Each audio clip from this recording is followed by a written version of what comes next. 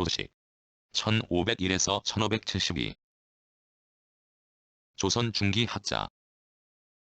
출사를 거부하고 평생을 학문과 후진 양성에 힘썼다.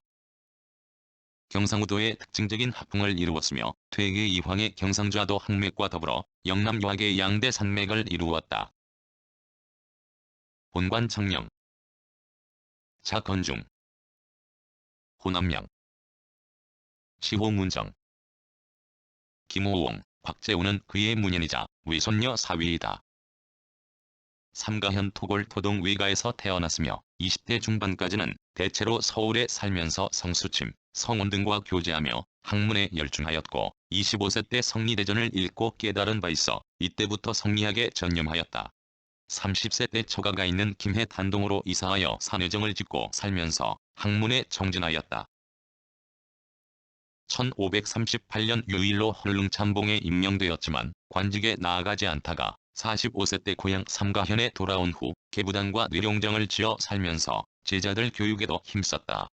1548에서 1559년 전생서 주부, 단성현감, 조지서 사지 등 여러 벼슬에 임명되었지만 모두 사퇴하였다.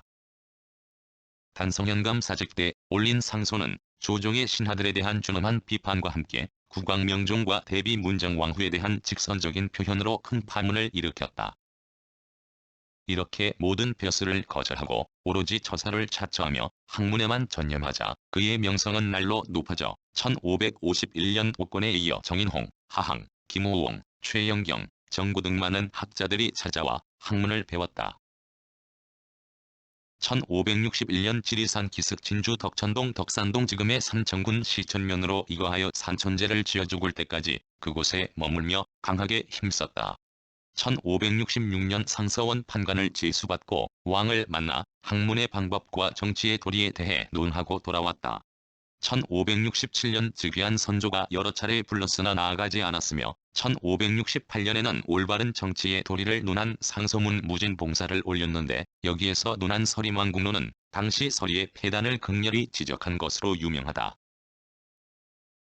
그의 사후인 1576년 그의 제자들이 덕천의 삼천제 부근의 덕천서원을 건립한 데 이어 그의 고향 삼가현의 회현서원을 1578년에는 김해의 신산서원을 세웠다. 광해군대의 대북 세력이 집권하자 조식의 문인들이 스승에 대한 추존 사업을 적극적으로 전개하여 새 서원들이 모두 사해되었고 조식에게는 영의정이 추중되었다. 그가 살았던 시기는 사화기로 일컬어질 만큼 사화가 자주 일어난 시기로서 훈척 정치의 폐해가 극심했던 때였다. 그는 성년기에 두 차례의 사화를 경험하면서 훈척 정치의 폐해를 직접 목격한 탓에 출사를 포기하고 평생을 살림처사로 자처하며 오로지 학문과 제자들 교육에만 힘썼다.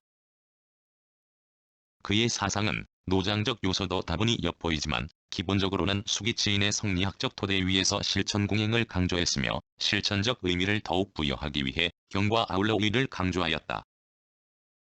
즉 경의 협지를 표방하여 경으로서 마음을 곧게 하고 의로서 외부 사물을 처리해 나간다는 생활 철학을 견지하였다.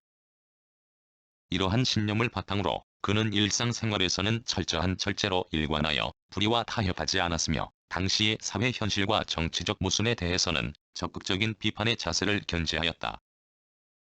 학문 방법론에 있어서도 초학자에게 심경 태극 도설 등 성리학의 본원과 심성에 관한 내용을 먼저 가르치는 이황의 교육 방법을 비판하고 소학, 대학 등 성리학적 수양에 있어서 기초적인 내용을 우선 가르쳐야 한다고 주장했다.